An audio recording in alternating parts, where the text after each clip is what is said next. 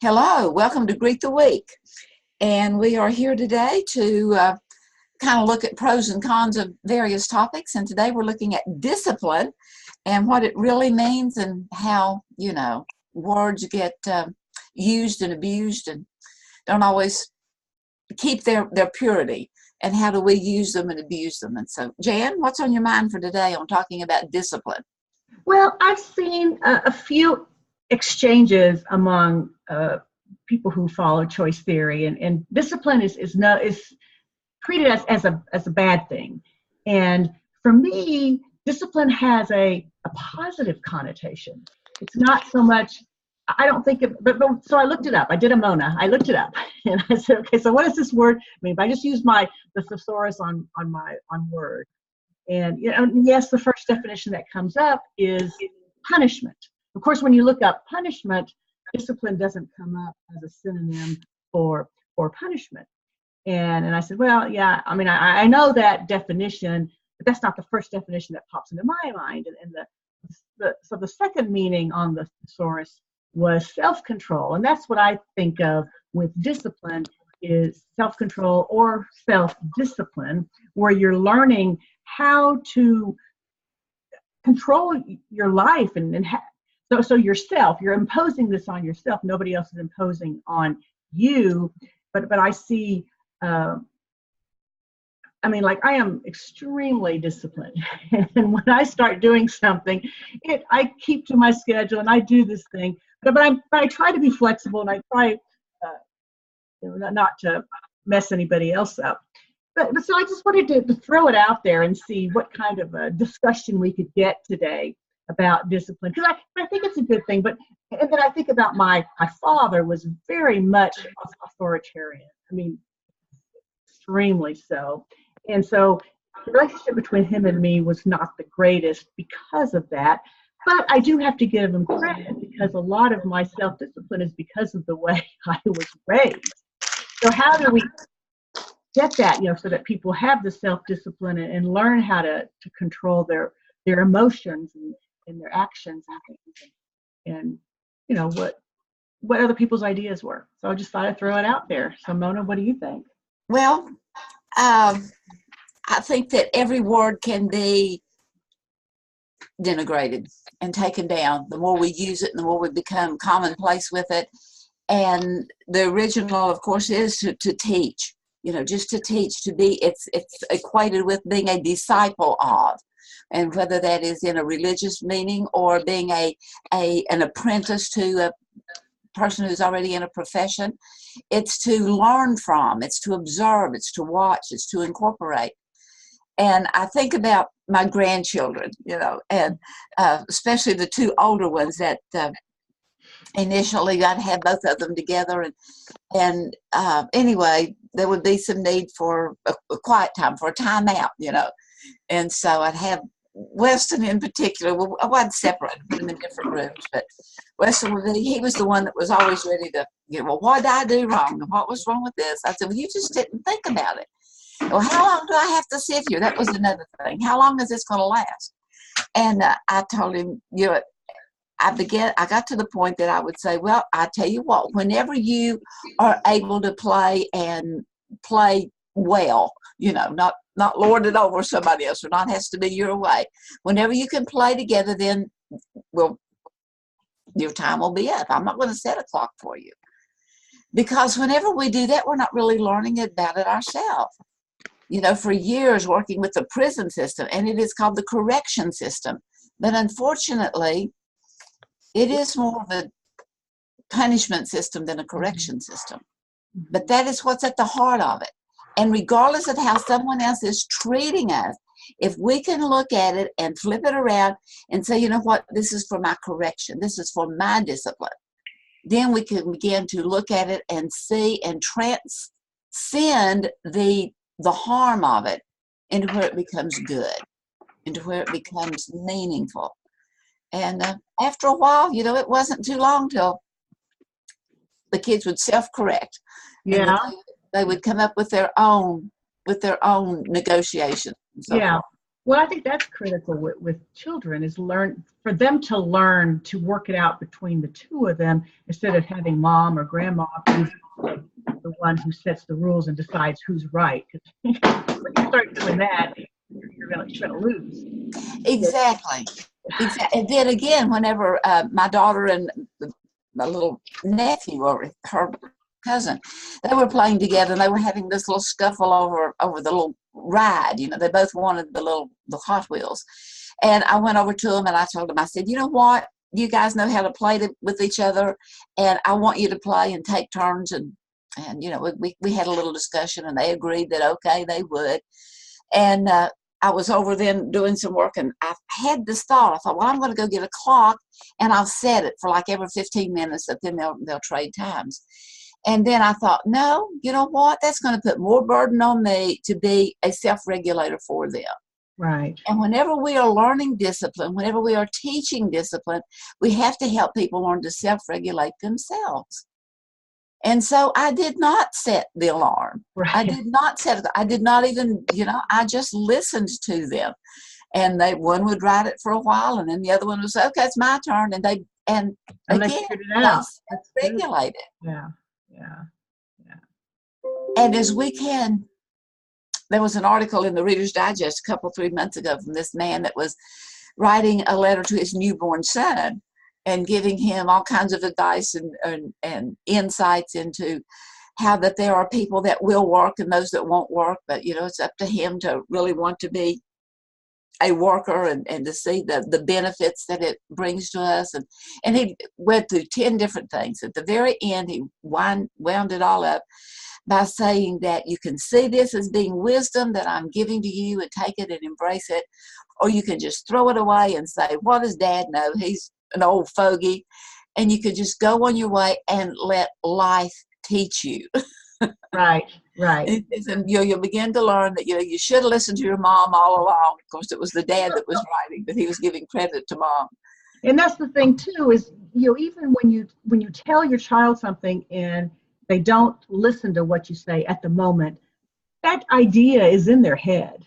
Right. And so you've planted a seed in there, and they may not be at a point where they can act upon that and do something with that information, but maybe later on they'll go, oh, that's what mom was talking about. Oh, I see now how that works. And maybe that doesn't happen until they have their own kids, right? And then they start realizing what it's like to be on the other side.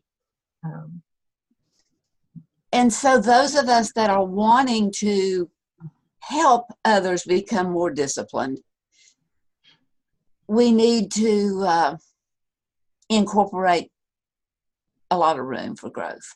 Right. And allow them to make those mistakes. And you know, maybe then you can question them and ask, you know, how was that for you? And see, and maybe they'll come to another conclusion, but maybe not.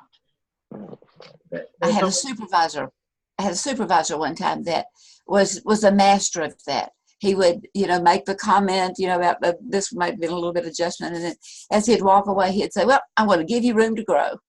Yeah. And I love that. And now I just want to pass that on. I want to give everyone room to grow. Yeah. Well, I mean, you can't make them do it. I mean, I remember with my father, you know, making us do things. We were so resentful, at least I was, my sister not as much, but I was very resentful towards him.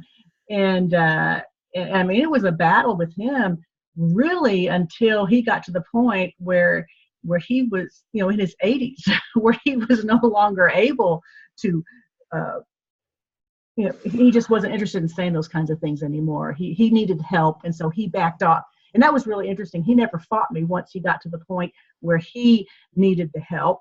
He just allowed me to come in and do whatever. And I'd ask him, you know, what he wanted. And he'd say, whatever you decide, I'll do. And of course, that shocked me because I was ready for a fight. But he didn't fight me at all. So, but it did damage the relationship that I had with him for many, many decades. Right. Well, I got an email from Dan Reed, and I see that Dan was able to make it with us today. Hi, Mona. I'm glad you got it. Yeah. Thanks for sending the email. Would you like to share what you shared in the email. He was excited about seeing the topic, Jan. Okay. All right. He sent Yeah. a comment on it. So would you like to share? Well, I wasn't sure where to send it at first, and I went online to the website and found your name, Mona. It's a unique name, but and then I sent an email through that contact, and it didn't go through. And I asked Kim about it, and she passed it along to you, and gave me your email address, so I resent it. Yeah, she's real disciplined about, you know, making sure that everyone's safe, and She's wonderful. yes. Yeah. Well, basically what I said, and I'll preface this, I've got an appointment soon, so I may have to just excuse myself, but Okay. I've researched relationships for about 30 years, and I've put it down in writing, and I've broken it down into 3 major areas, which are fundamentals: intrapersonal, interpersonal, and parental intelligence. And discipline, of course, has become such a prevalent means of parenting. And the point I made was that that definition has changed over the years of what discipline really means. It originally meant training, education, and now the most common meaning in the current Webster's dictionary, well, I'll read it to you.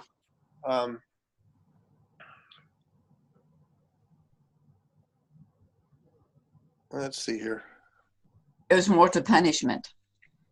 Yes, the current definition is control gained by enforcing obedience or order. And in the 1914 Webster's Dictionary, it said the treatment suited to a disciple or learner, education, training, drill. And actually it comes from a Latin word, which meant to teach. That was the origins of it. So Yeah. it's a matter of definition. It's the interaction of teacher and learner. Yeah. That's And interesting that it's changed so much, the definition in the dictionary. Yes. From the early 1900s to, well, in the past 100 years. Because that's the way I thought of discipline growing up, was a teaching was a positive thing, and not so much punishment. So I was surprised when I looked it up, because I also looked it up in the online dictionary. I don't know which one I used. And punishment came out as the first definition. In fact, I think one of the sources that I looked it up, it didn't have self-control or self-discipline in there at all as a definition. It was only the punishment type. Yeah, and unfortunately, punishment is external control to the max. It's Oh yeah. mm-hmm. Well, it goes back to how are we going to use discipline? Right. Because we can be major influencers, not only in our little circle, but it begins to spread on out. And so how are we going to, whenever we are being disciplined and or whenever we are wanting to help someone else to be more disciplined, and are we going to do it in a way that is relatable, as in give them room to grow? Right. And also in giving ourselves room to grow, realizing that there's just so much to know, and although, boy, I know a lot, or at least I think I know a lot, there's a lot there that there are gaps there, and being open to that maybe there's something I haven't quite understood yet. I like to look at, came up with, well, I've got a graphic here I want to show you. If Okay. I can,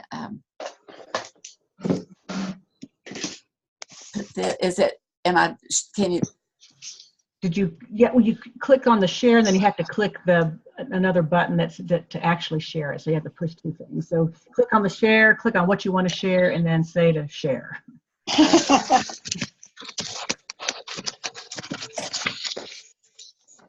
well, it's a graphic of good and evil. And as I find this, we'll talk in a minute while I'm looking for that. Oh, there's more. Okay. So I want to, maybe I'm not supposed to share it because I'm not seeing the share. Well, if you move your cursor to the bottom of the screen, and in a green box with an arrow will appear, and it says share underneath it. You click on that.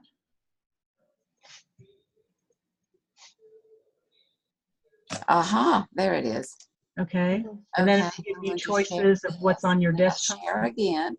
And now I move it up Now to you're to the, Okay, all right, that one. yeah, Oh. there it is. Okay, so can you see this? What does it say? Good and evil. Can you see both? Yeah. Yeah, yeah, but a lot of people can't. The thing of it is that Milton in Paradise Lost said the mind is its own place, and of itself can make a hell of heaven or a heaven of hell. And so, as we can begin to realize that everything has a mixture of good and evil, of the positive and the negative, Right. and that we as human beings are too intelligent to, it goes back to the pleasure pain thing, that we are motivated by, if it looks good, smells good, tastes good, feels good, we go for it because there's pleasure to it, until it boomerangs on us and makes us sick at our stomach and we don't want it anymore. We founder on it. So whenever something starts to bring pain, sometimes it's like the good was too much. Like whenever you were talking about Jan being so disciplined that you can become a bad case of the overs. Absolutely. That everyone else has to do it just like you're wanting it done. Right. And so whenever we can begin to be alert to that and watch for that and see, how am I becoming and how am I making this so much more difficult than it needs to be, then we can begin to discipline ourselves to let good enough be good enough. Right, and that's hard. That's hard sometimes to let go and say, I'm not going to make any more changes or any more corrections. It's good enough. Right, to not be so rigid, so that we can always, always, always be flexible.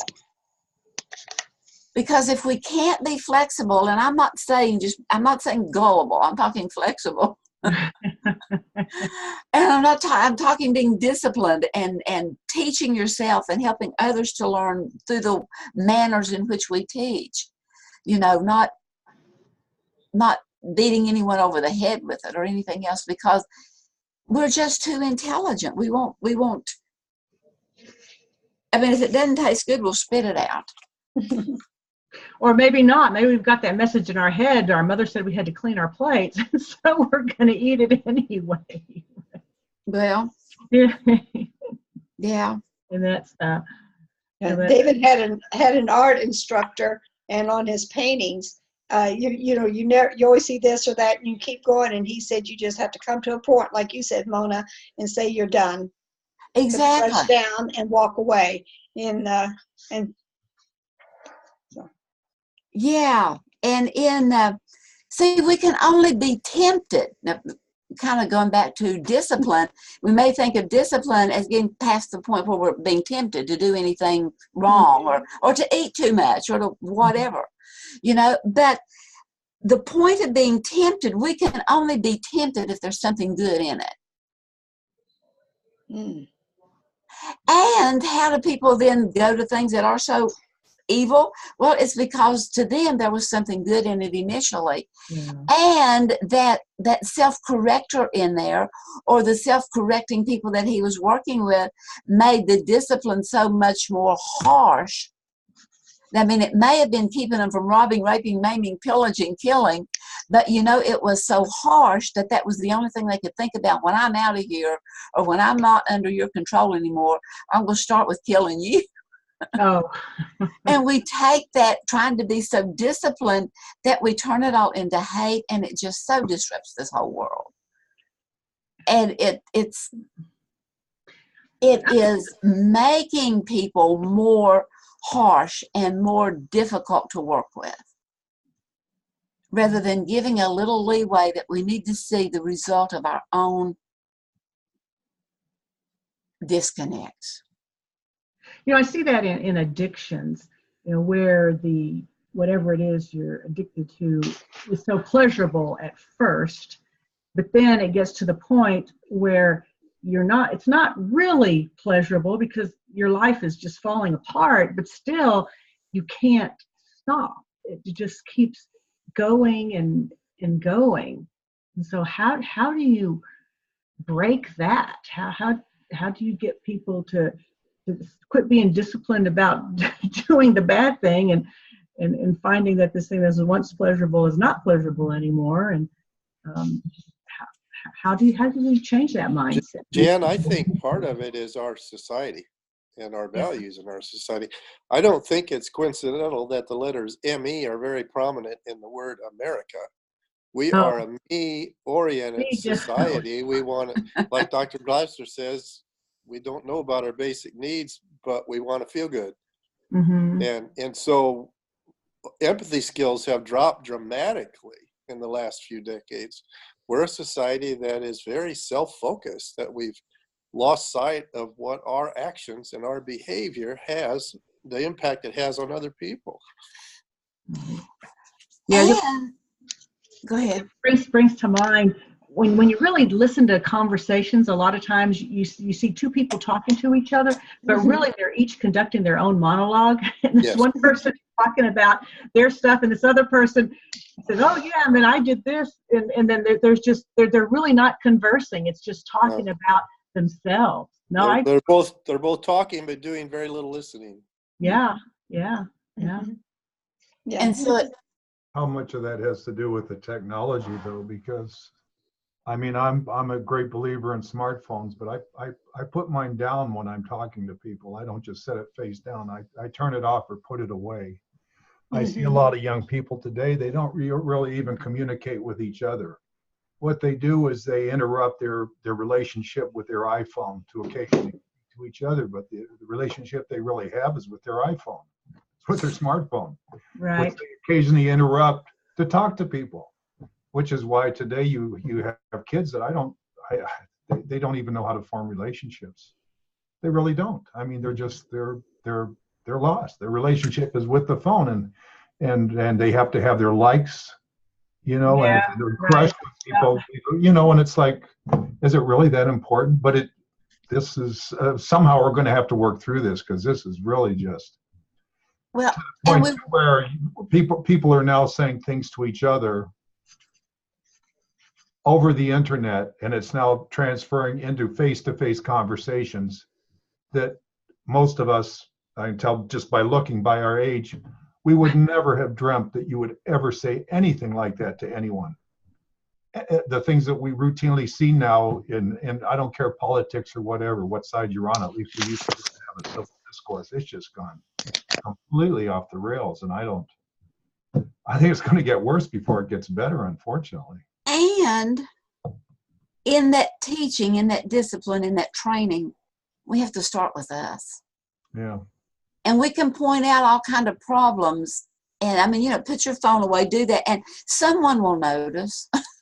Someone somewhere will notice. Yeah. And having some kind, thinking through, so that there may be something that you could say that would be kind, not a comeback, but a reply, some kind of a comment that.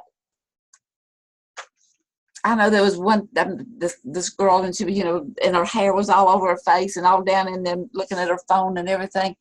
And I went over to her, and we were talking. Well, I was trying to talk with her, and I just looked at her. I said, "Oh, I just so wish that you would hold your head up so we could see that beautiful face."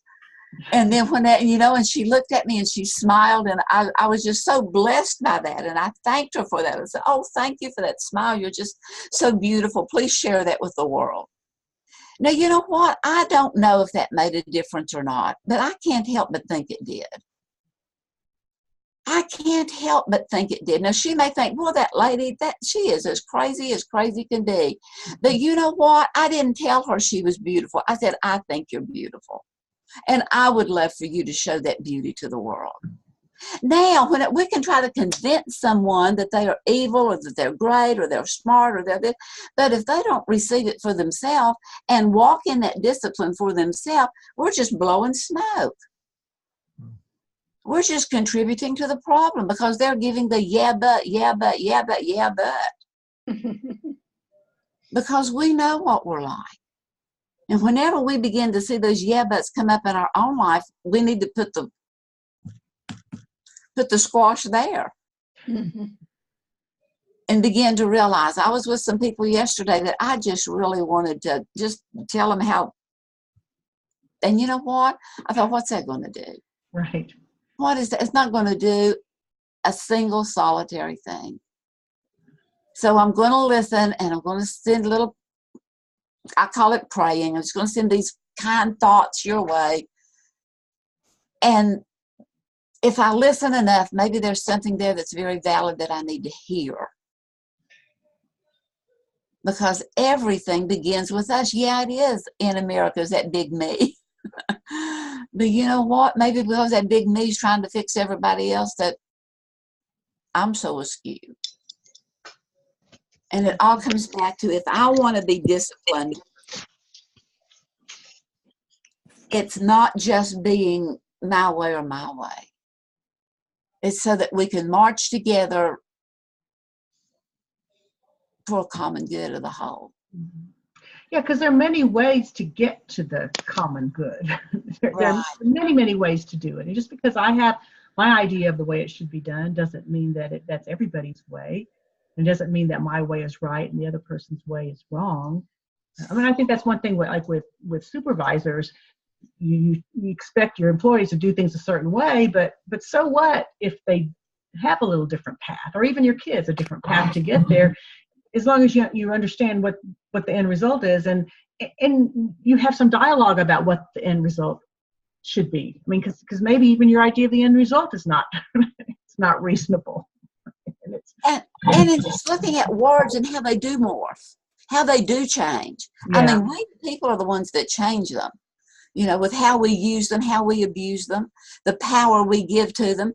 And so that original definition of discipline, meaning to be a disciple of, to be a learner from someone else, to follow a particular course, and now that we look at it, that it's, you know, it's coming up with a punishment thing, or to control and to bring order. Maybe that's because we, the people, misused discipline. Oh, absolutely. Mm-hmm. Yeah. I To think a making lot it of so it. rigid. I think a lot of it is a lack of education on everybody's part. I mean, if you look at our country as a whole, you could make a strong argument that our goal is world domination by force. I mean, look how much we try to force other countries and other people to do things, whether it's with weapons or sanctions. And then you look at the prevalent method of parenting, which is punishments and rewards. That's control, plain and simple. They're not focusing on a child's emotional and developmental needs, and they don't do it because they've never learned how. Yeah, rather than teaching, which, you know, we in our country are very blessed there to have so many ways of knowing how to teach others to keep their water clean and to grow food and to do all kinds of things. Mm-hmm. Mm-hmm. And to teach that discipline of how to do this. Mm-hmm. And I think teaching children and teaching them how to be disciplined and how to handle situations takes time. And I know it's not an excuse, but I think a lot of parents fall into that trap that they are rushed and they don't have the time to spend with their children, to let them know what is expected and how to respond appropriately, and which is unfortunate, because then it ends up being just controlling. That I'm going to tell you what to do and you better behave, because we got to go home, we got to do this, whatever else. You know, I do have a lot of faith in our millennials. You know, I teach college classes, and to address Howard's, I think his name was Howard, his issue, we discussed this, and they are taking advantage of their advantages, taking advantage of technology, but they all say they realize the importance of a face-to-face interaction and how much more valuable it is. And I have a lot of faith in them. They don't have the prejudice. They don't have the greed that former generations like mine have. I think the millennials have some great potential to make some changes in this world. But let's let them. Let's hope. Really? Let's encourage them. Let's pass it on. Let's embrace it. Let's not diss them. But look, I mean, think back about teaching. You know, discipline is to teach. Learning is to be taught. And going back many, many moons ago, whenever, you know, it began to say, hey, maybe the sun really is the center of the universe. What happened to him? Yeah. I mean, he was disciplined. You know, let's control this idiot. What does he know about the universe? Yeah, And so please. maybe as we teach our children from whatever age, and whatever it is, they're seeing things completely different from the way we saw them and what we were always taught, and we wanted to try to morph their minds to see it, and teaching discipline became punishment. I can so easily see how that word became morphed. I always like to think about discipline as being leading, because we can only control our own behavior. So if we can only control our own behavior, and we want to help someone else to learn to be more self-disciplined or more cognizant of their behavior and how it is impacting others, we can only lead. We can only lead and ask questions and describe what's going on with us within and in our world. And then, because children do observe and watch their parents and their teachers and other adults, by leading and being self-disciplined and explaining why I'm choosing to do a certain thing, why it's important to me, they can begin to assess their own lives and their own thinking and their own control, and they'll begin to become self-disciplined. But I think about teaching is sort of, the old definition for teaching was pouring information into someone. And my belief about teaching is helping to lead the strengths from within the other person out. So I'm not trying to pour information in, I'm trying to help them to consider what it is for them, what their values, what their beliefs are, how it's going to impact their world if they choose to do something that they're observing in others. I call it, I think this is called self-discipline, but we can't embrace it or enforce it. We can only lead through our modeling and our own behaviors. And you're being a great example when you do that, I think. Yeah. Well, they're going to watch, so. Right, they're going to watch anyway, no matter what you say. They're going to watch what you do. They're not going to listen to what you say. And so leading by example is definitely the way to go. Right. Model that behavior. And I think that creates self-discipline for them versus me telling them what they should be doing. Right, Exactly. right. Yeah. So we're out of our time for today. So I'm going to go ahead and stop the recording, but we will continue this discussion here. So thanks everybody for joining, and appreciate anybody who wants to join us. We're on Mondays, every Monday, and we'll see you next week.